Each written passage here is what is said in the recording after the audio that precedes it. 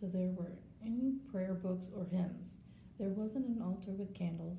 There wasn't any heat either. So some people brought little foot warmers filled with burning coals. We kids sat with the women and were expected to keep quiet. The other time we got to open our mouths was to sing psalms and say amen.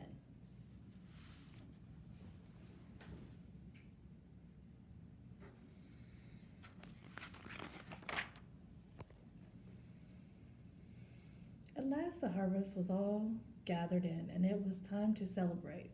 So the men were off hunting and fishing and came back with enough food to last us all for a week.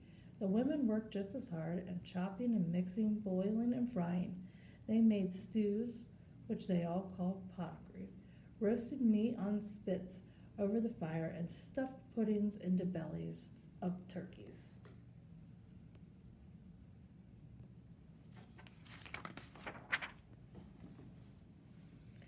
The guest of honor was Massenur, a chef of the Wampum people. We arrived with about 90 men, and they stayed and ate with us for 3 days. 7 of the men who came with Masur went hunting and brought back 5 deer as gifts, and the most important colonists, even with such a big crowd, there was plenty of food.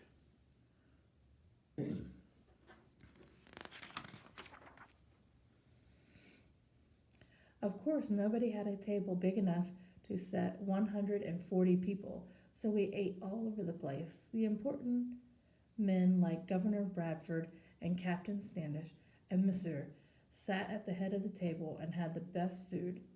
It was kind of like a big potluck supper. We helped set the tables and serve the food and clear the dishes away. That's what children and unmarried young people were expected to do.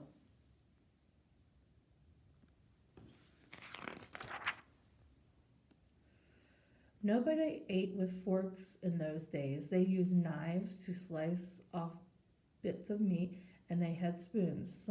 But mostly they just ate with their hands. And it's a good thing that they had those huge napkins. The plates were called trenchers, and most of them were made of wood.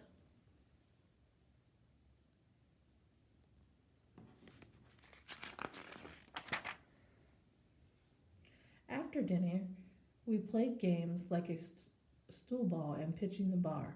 We had races and wrestling matches.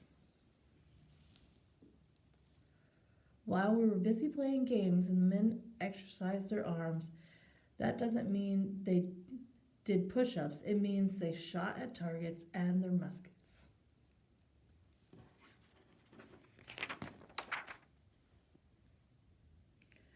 Finally, Monsieur and his men thanked us for the nice party and went home to their village.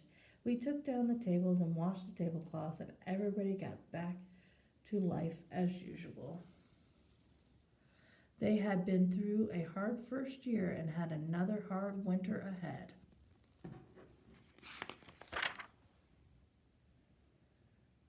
We hated to say goodbye to our new friends, especially remember the Bartholomew, but he had to go home and help Grandma cook Thanksgiving dinner. So Grandma put on her magic hat and fastened. Then you say, Happy Thanksgiving. We were back at Grandma's house a few minutes later that after Mom and Dad came home with a big bag of apples and 2 gallons of cider.